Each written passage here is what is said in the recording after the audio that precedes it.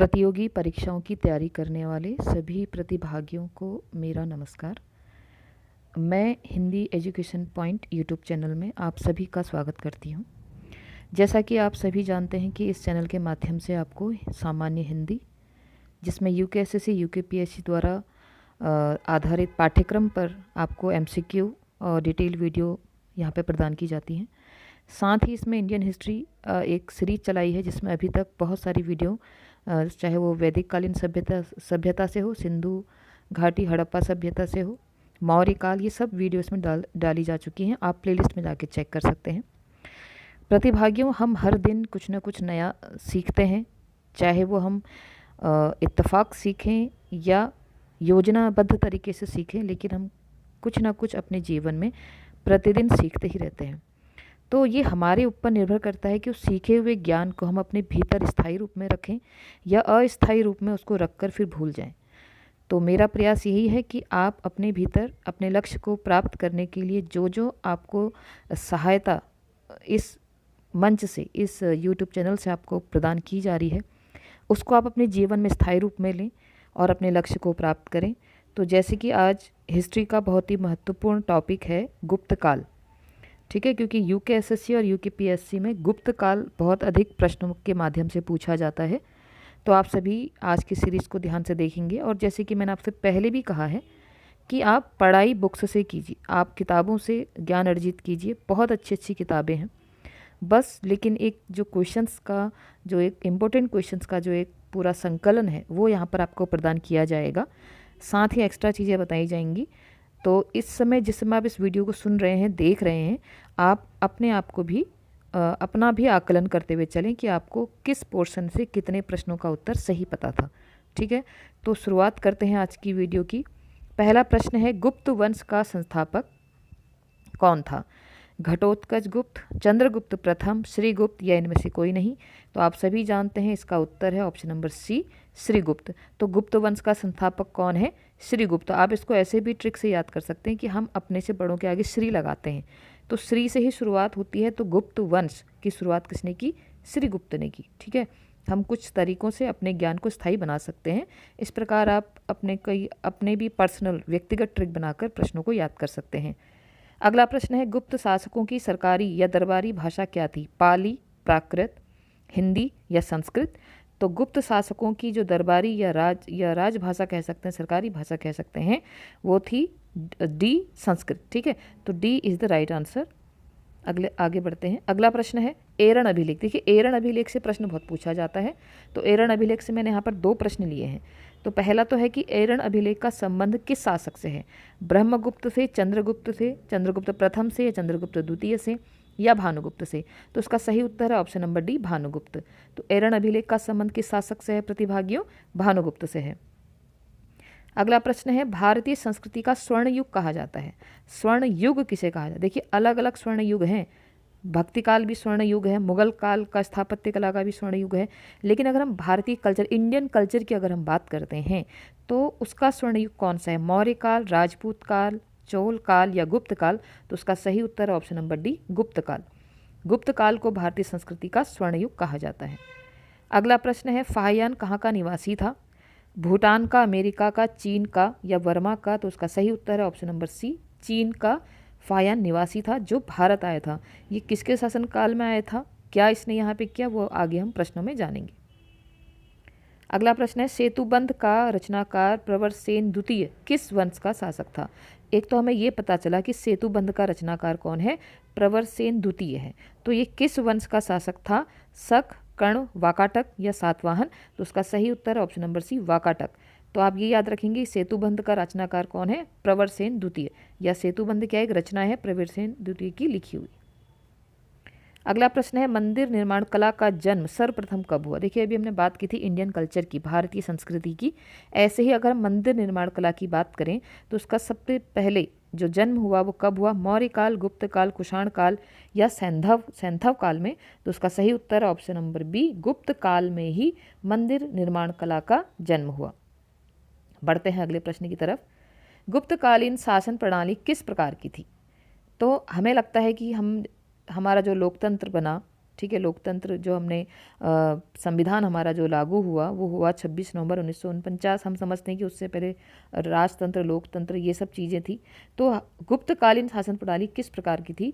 राजतंत्रात्मक, लोकतंत्रात्मक, गणतंत्रात्मक या इनमें से कोई नहीं। तो इसका सही उत्तर है ऑप्शन नंबर ए, राजतंत्रात्मक। ठीक है, बढ़ते हैं अगले प्रश्न की ओर। सारनाथ के धमेक स्तूप, सारनाथ के धमेक स्तूप का निर्माण किस काल में हुआ? जिसे आप सभी जानते भी, तो हम गुप्त काल पढ़ रहे हैं तो आपको लगेगा कि गुप्त काल में ही है, लेकिन फिर भी आप ध्यान रखें सारनाथ के जो धमेक स्तूप का निर्माण हुआ था वो हुआ था गुप्त काल में। Option number D is the right answer. अगला प्रश्न है गुप्त काल की सोने की मुद्रा को क्या कहते हैं? देखिए, सोने की मुद्रा, चांदी की मुद्रा किस काल में किसको क्या कहा जाता था, ये प्रश्न बहुत पूछे जाते हैं, इसको आप ध्यान रखेंगे।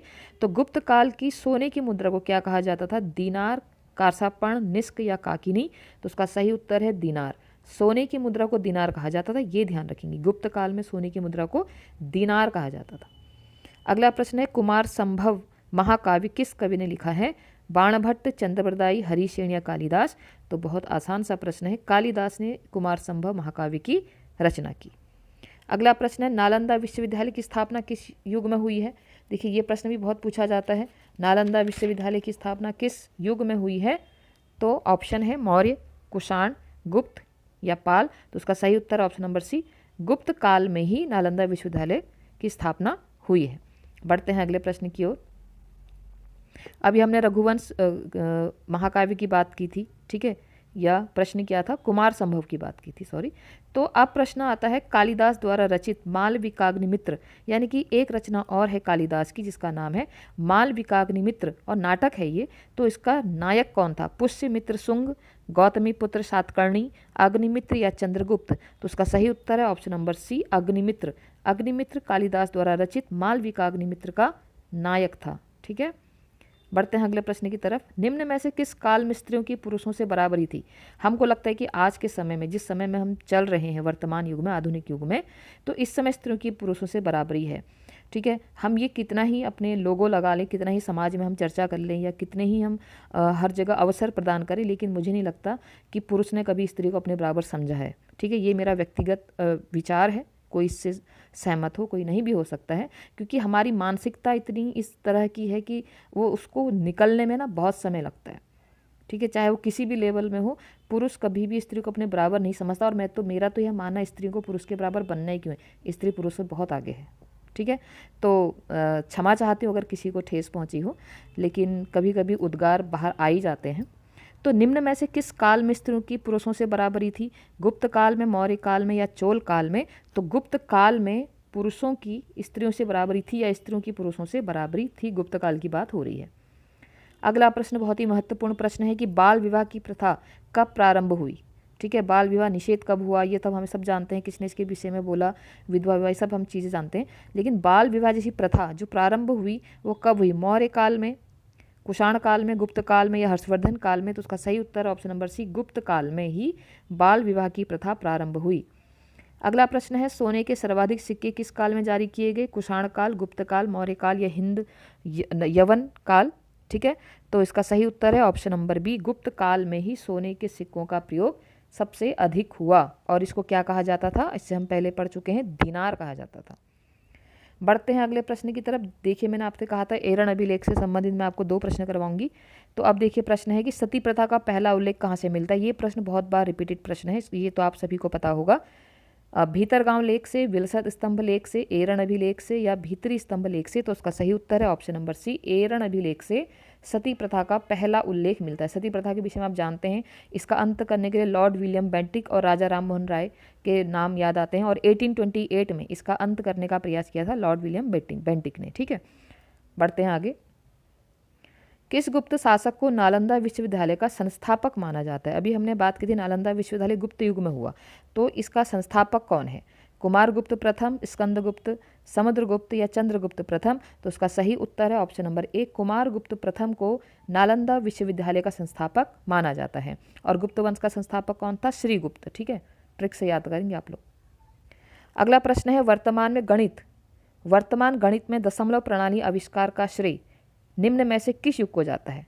अब हम दशमलव से आज इतनी सारी चीज़ें अपने गणित में पढ़ रहे हैं, तो उसका श्रेय किस युग को जाता है? कुषाण युग, गुप्त युग, मौर्य युग या वर्धन युग? तो उसका सही उत्तर है ऑप्शन नंबर बी, गुप्त युग। इसीलिए गुप्त युग बहुत महत्वपूर्ण है, क्योंकि भारतीय कल्चर बहुत ज़्यादा विकसित इसी समय पर हुआ। ठीक है, हमने बहुत सारी चीज़ें इस समय प्राप्त की, तो उसका सही उत्तर है गुप्त युग में भारत में दशमलव प्रणाली जो हमें मिली है, इसका आविष्कार इसी युग में हुआ था।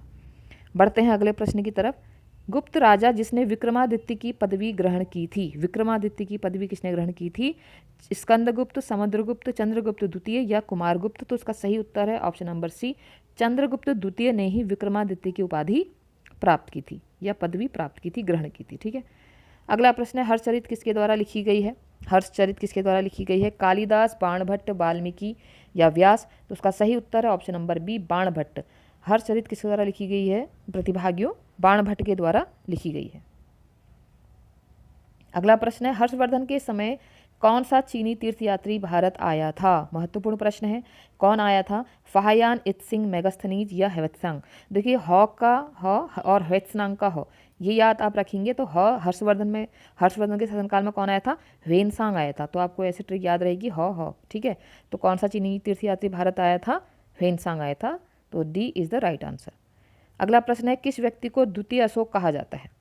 द्वितीय मतलब दूसरा अशोक किसको कहा जाता है? समुद्रगुप्त को, चंद्रगुप्त मौर्य को, स्कंदगुप्त को या हर्षवर्धन को? तो द्वितीय अशोक जो कहा जाता है वो हर्षवर्धन को कहा जाता है। Option D is the right answer. अगला प्रश्न है बाणभट्ट किस सम्राट के राज दरबारी कवि थे? विक्रमादित्य, कुमारगुप्त, हर्षवर्धन या कनिष्क? तो ये किसके राज दरबारी कवि थे? ये Harshavardhana. Option number C is the right answer.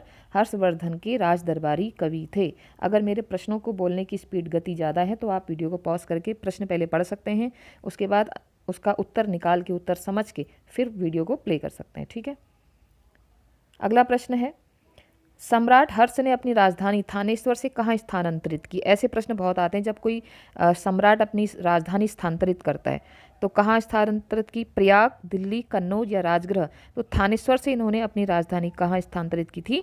Option number C, Kannauj. ठीक है, बढ़ते हैं अगले प्रश्न की तरफ। ह्वेनसांग ने किसे शीलादित्य कहा है? अब ह्वेनसांग किसके शासनकाल में आया था? हॉ से हॉ, यानी कि हर्षवर्धन के शासनकाल में आया था। ठीक है, चीनी तीर्थयात्री था, ये भी याद रखेंगे। तो ह्वेनसांग ने शीलादित्य किसे कहा है? चंद्रगुप्त मौर्य को, चंद्रगुप्त द्वितीय को, अशोक को या हर्षवर्धन को? तो अगर हर्षवर्धन के शासनकाल में तो उसी को कहेगा भाई। तो D is the right answer. Harshvardhan को ही ह्वेनसांग ने शीलादित्य कहा था। अगला प्रश्न है हर्षवर्धन अपनी धार्मिक सभा कहाँ किया करता था? मथुरा में, प्रयाग में, वाराणसी में या पेशावर में? तो हर्षवर्धन अपनी धार्मिक सभा कहाँ किया करता था? ऑप्शन नंबर बी, प्रयाग में। ठीक है, बढ़ते हैं अगले प्रश्न की ओर। कौन वर्धन वंश की राजधानी थानेश्वर से कन्नौज लाया? इसी को हमने घुमा के पूछा था अभी, हर्षवर्धन कहाँ से कहाँ लाया, तो वही इसका आंसर है। ठीक है, ऑप्शन नंबर ए, हर्षवर्धन ही अपनी राजधानी थानेश्वर से कन्नौज लाया था। अगला प्रश्न है नागानंद का रचनाकार कौन है? बाणभट्ट, हर्षवर्धन, भवभूति या भास? तो उसका सही उत्तर है option number B, Harshavardhana Nagananda का रचनाकार है।